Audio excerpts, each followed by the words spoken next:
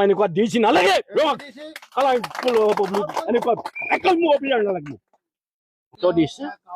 এই মাজুলী ৰাইজে এই 10 বছৰ কাল কোনো এনেকুৱা সমস্যা হোৱা নাছিল যিবোৰ অফিচাৰ আছিল এই অফিচাৰসকলে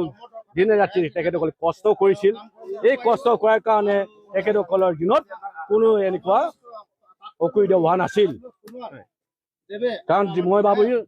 মই এনেকুৱা অফিচাৰ কাৰণ ইয়াত যদি কালাৰ চেঞ্জ হ'ব বুলি অফিচাৰ কোনোবা যদি অফিচাৰ থাকিব বিচাৰে ইয়াত মই দে মই সম্ভৱ নহয় মই ইয়াত মুখ্যমন্ত্ৰী ডাঙৰীয়া মই জনাম মই আজি অফিচাৰক কিছুমান ইয়াত মাতিছিলোঁ অফিচাৰ মই অহা নাই কাৰণ এনেকুৱা এটা আমাৰ মাজুলী মানুহ সমস্যা থকাৰ পিছত তেখেতসকল নহাৰ কাৰণে মই ইয়াত দুখিত মই চকু মানি ওলাইছোঁ মই ইয়াত আমাৰ মানুহবিলাকৰ যিটো অৱস্থা দেখি মই পল্লৱ গোপাল যাক মই ধন্যবাদ জনাব লাগিব বিক্ৰম কোৱাৰীক ধন্যবাদ জনাব লাগিব নৰসৰ সিং পাৱাৰক জনাব লাগিব ৰাতুল পাঠক ধন্যবাদ জনাব লাগিব তেখেতসকলৰ দিনত কোনো গৰাকৰণীয় হোৱা নাছিল তেখেতসকল জনাইছিলোঁ মই দুবাৰ তিনিবাৰ মই পঠিয়াইছিলোঁ আজিলৈকে যোৱা অহা নোৱাৰে মই এনেকুৱা ডিচি নালাগে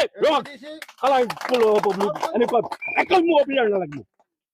মই খুব দুখ পাইছোঁ কাৰণ মই এই মোৰ মানুহবিলাকৰ যি অৱস্থা এই অৱস্থাবিলাকৰ মই কোনো পৰিস্থিতি কষ্ট হ'বলৈ দিব বিচৰা নাই তেখেতসকলে মোক